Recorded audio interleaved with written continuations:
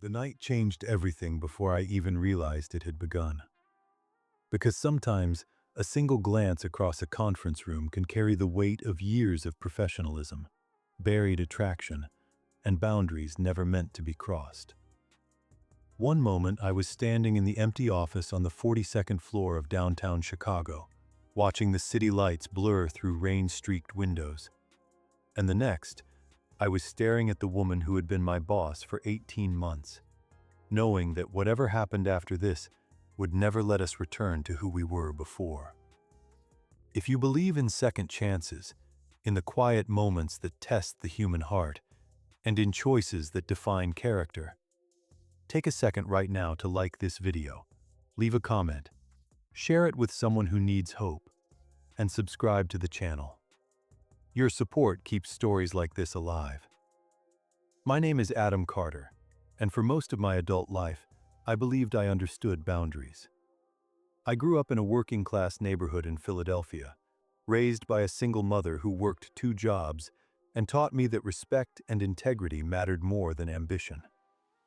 When I landed my first real job at 24 at Morrison & Blake Marketing in Chicago, boundaries became more than a concept.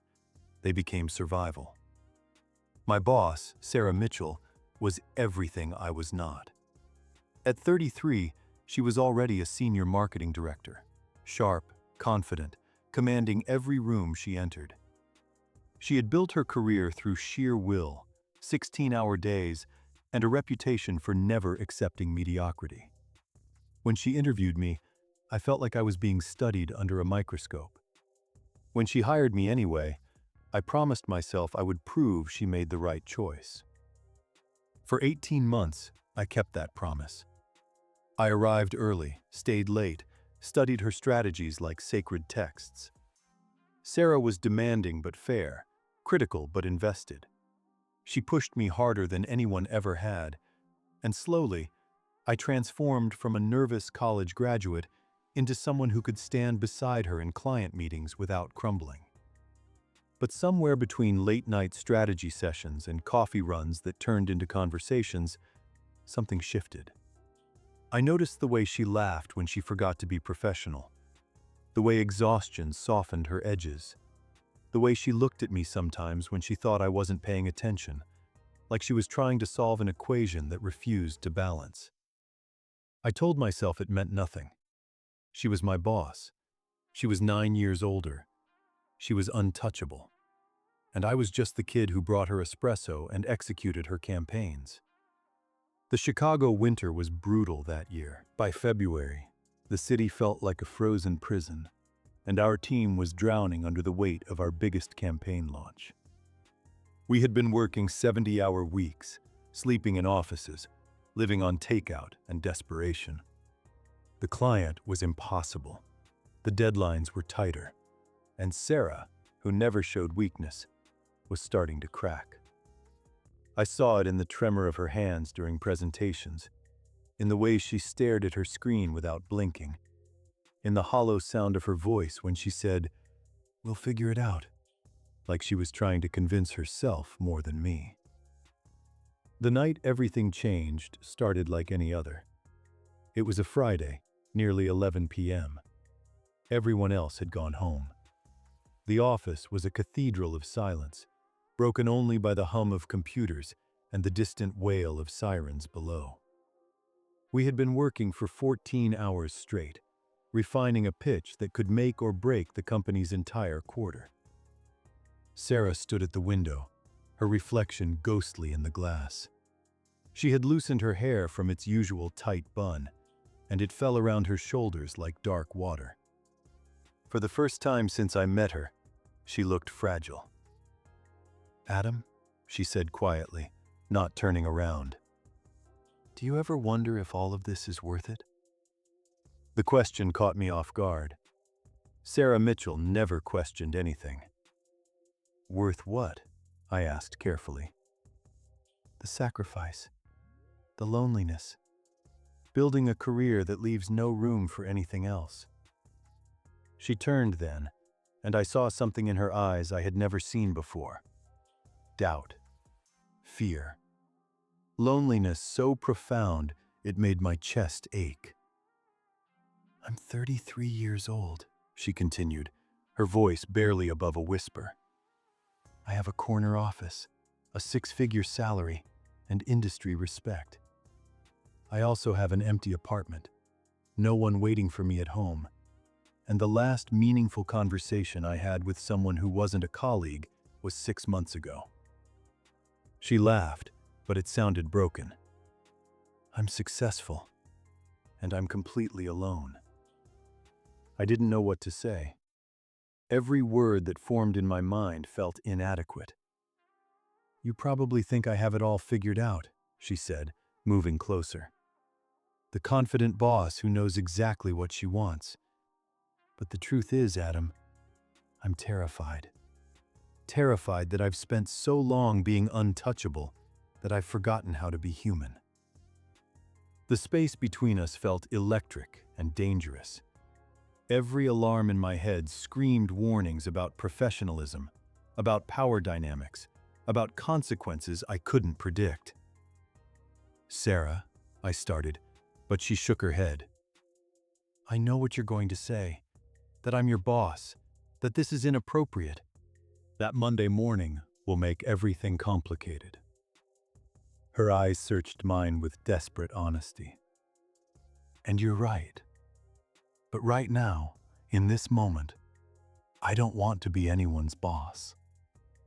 I just want to be seen, really seen, by someone who doesn't want anything from me except—" She didn't finish. She didn't have to. The request hung in the air between us, unspoken but unmistakable. Not just about physical closeness, but about connection, about being chosen, about asking the one person who had seen her at her worst to stay when leaving would be easier. My mind raced through 1,000 scenarios. I thought about Monday morning, about HR policies, about the impossibility of going back. I thought about my mother's voice, steady and wise, reminding me that how you treat people when they're vulnerable defines your character. I thought about the 9-year age gap, the power imbalance, the career I had just started building. But I also thought about the way loneliness can suffocate even the strongest people.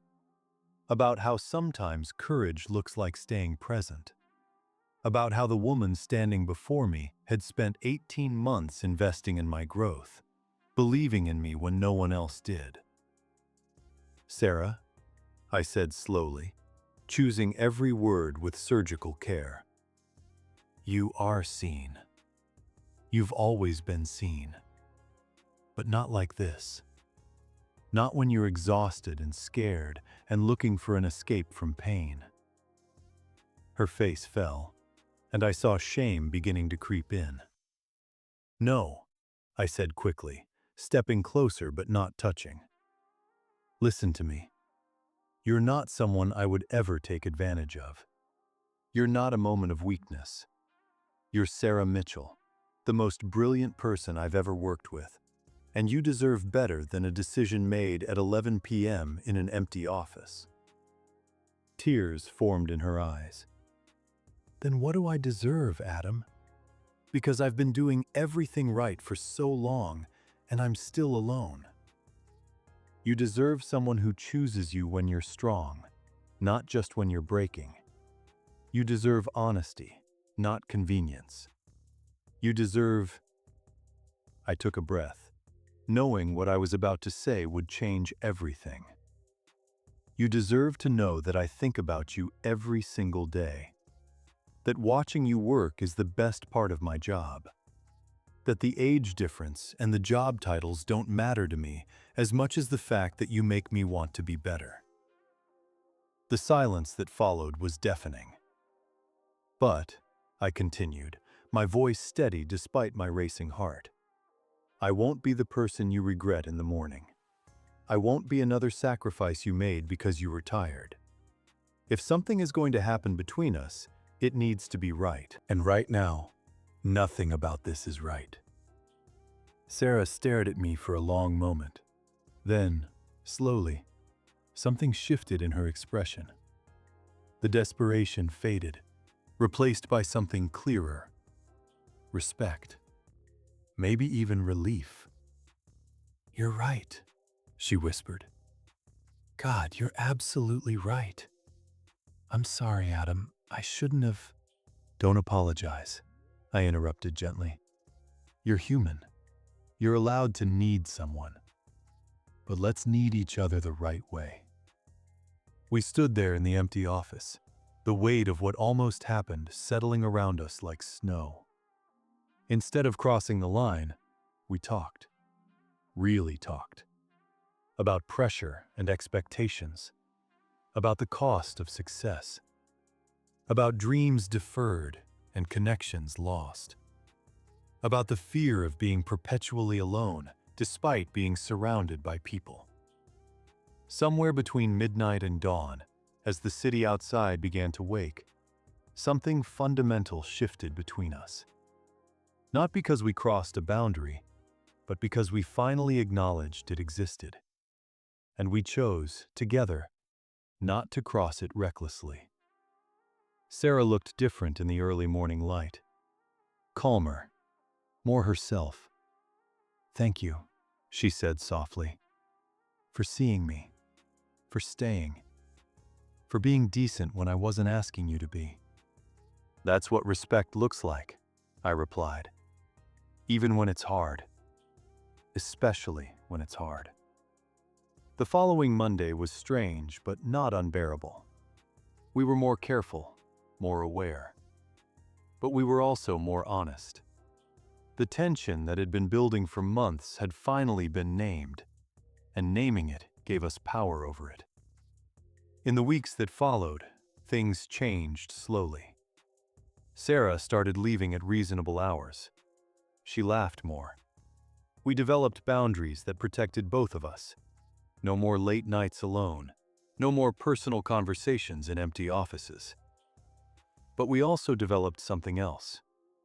Friendship. Real friendship, built on mutual respect rather than unspoken longing.